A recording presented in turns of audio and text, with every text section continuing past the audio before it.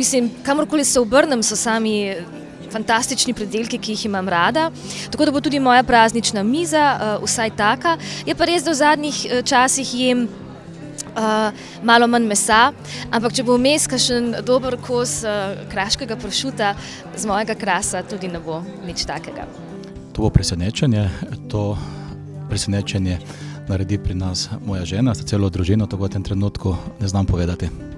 Ja, na naši praznični mizi je zdaj že kar nekaj let, so to ribe.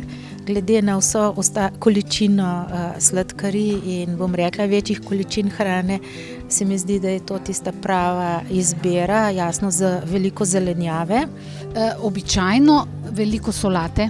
Veliko različne solate, torej vsaj 3 vrste zelenjave pripravim.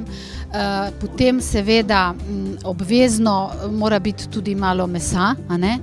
In pa za prikuho, torej za prilogo, običajno kuhana zelenjava pa krompirček. To je še danes majčkeno težko vprašanje, ker se imamo še za dogovoriti, kdo bo kuhal, ali bo mama ali bom jaz.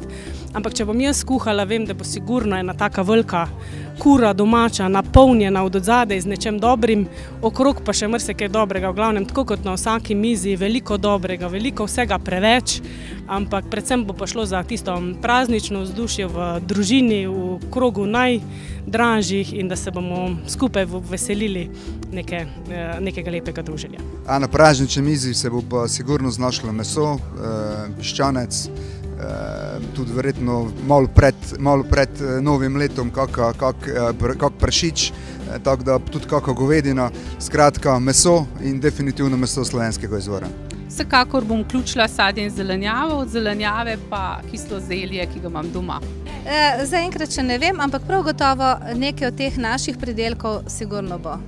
To pa bo verjetno presenečenje moje žene. To pa ne vem povedati, ker moje hčere pripravljajo presenečenje, sigurno bo pa nekaj iz domače skrinje.